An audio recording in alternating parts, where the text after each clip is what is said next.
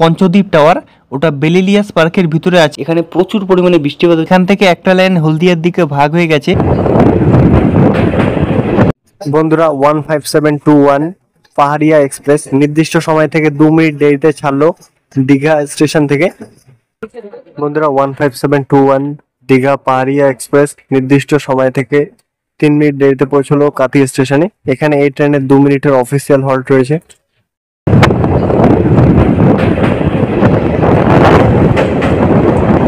বন্ধুরা এই নদীটার নাম হচ্ছে হলদি নদী। বন্ধুরা এটা হচ্ছে তমলুক জংশন কেবিন। এখান থেকে একটা লাইন হলদিয়ার দিকে ভাগ হয়ে গেছে, আর একটা লাইন দিঘার দিকে চলে গেছে, যেদিক থেকে এই পাহাড়িয়া এক্সপ্রেস করে আসলাম। বন্ধুরা 15721 পাহাড়িয়া এক্সপ্রেস তার যাত্রাপথে 93 কিমি পথ অতিক্রম করে তমলুকে এসে পৌঁছলো। এখানে এই ট্রেনের 2 মিনিটের অফিসিয়াল হল্ট রয়েছে। এখানে প্রচুর পরিমাণে বৃষ্টিপাত হচ্ছে, দেখতে পাচ্ছেন। বন্ধুরা 15721 পাহাড়িয়া এক্সপ্রেস নির্দিষ্ট সময় থেকে মাত্র 9 মিনিট দেরিতে পৌঁছলো মেচেদা স্টেশনে। এখানে এই ট্রেনের 2 মিনিটের অফিসিয়াল হল্ট রয়েছে। এটা কোনো বিদ্যুৎ কেন্দ্র হবে, একদম আলোকিত সুসজ্জিত করে রেখেছে এলাকাটা। বন্ধুরা 15721 পাহাড়িয়া এক্সপ্রেস তার যাত্রাপথের 140 কিলোমিটার পথ অতিক্রম করে পৌঁছলো বাগনানে। এখানে এই ট্রেনের 2 মিনিটের অফিসিয়াল হল্ট রয়েছে, আর ট্রেনটা এখন 8 মিনিট লেটে চলছে। বন্ধুরা 15721 পাহাড়িয়া এক্সপ্রেস তার যাত্রাপথের 153 কিলোমিটার পথ অতিক্রম করে পৌঁছলো উলুবেড়িয়া স্টেশনে। এখানে এই ট্রেনের 2 মিনিটের অফিসিয়াল হল্ট রয়েছে। বন্ধুরা 15721 পাহাড়িয়া এক্সপ্রেস তার যাত্রাপথের 177 কিলোমিটার পথ অতিক্রম করে পৌঁছলো সাঁতরাগাছি জংশনে। এখানে এই ট্রেনের 2 মিনিটের অফিসিয়াল হল্ট রয়েছে, আর ট্রেনটা এখনো প্রায় আধ ঘন্টার মতো লেটে চলছে। বন্ধুরা যে মনুমেন্টটা আপনারা দেখতে পাচ্ছেন ওটার নাম হচ্ছে পঞ্চদ্বীপ টাওয়ার, ওটা বেলিলিয়াস পার্কের ভিতরে আছে। এটার হাইট হচ্ছে 120 মিটার।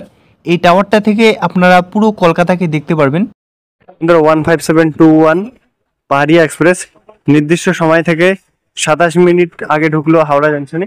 আর আগে ঢোকার কথা, কারণ সাঁতরাগাছি থেকে এই হাওড়া জংশনে আসার জন্য টাইম বরাদ্দ করা হয়েছে 1 ঘন্টার উপরে। আর দূরত্ব তো মোটামুটি 10 কিলোমিটারের মতো হবে।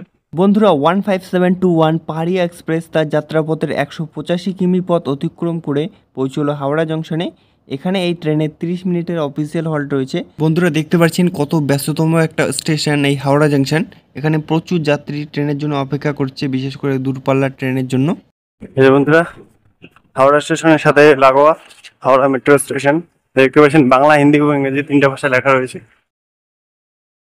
প্রিয় দর্শক বন্ধুরা, আমি দীঘা থেকে পাহাড়িয়া এক্সপ্রেস ধরে হাওড়া জংশন আসলাম 185 কিমি পথ অতিক্রম করে। এখন বাজে 9:40 মতো। আর এখানে আর কি মেট্রো ধরবো। হাওড়া মেট্রো থেকে মেট্রো ধরে প্রথমে এসপ্ল্যানেড যাব, এসপ্ল্যানেড থেকে আবার ব্লু লাইনের মেট্রো ধরে নিউ গড়িয়া মানে কবি সুভাষ অবধি যাব। তো কবি সুভাষে নেমে ওখানে নিউ গড়িয়া স্টেশন থেকে লোকাল ট্রেন ধরে বারুইপুর জংশন যাব। বারুইপুর জংশন গিয়ে ওখানে আজকে রাতটা স্টে করব। বন্ধুরা হাওড়া মেট্রো থেকে ডাইরেক্ট কবি সুভাষের আমি টিকিট করে নিয়েছি। 30 টাকা মেট্রো টিকিট নিয়েছে। এখান থেকে আমাকে প্রথমে এসপ্ল্যানেড যেতে হবে।